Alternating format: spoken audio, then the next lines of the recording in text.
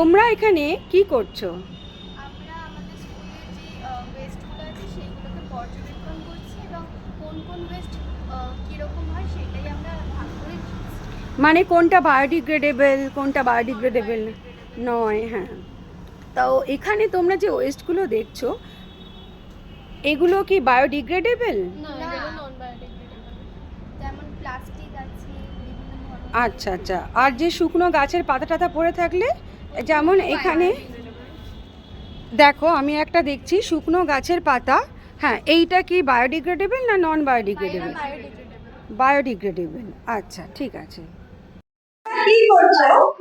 আমরা এখানে West matching এক্সারসাইজের worksheet বানাচ্ছি। এক্সারসাইজ মানেটা কি?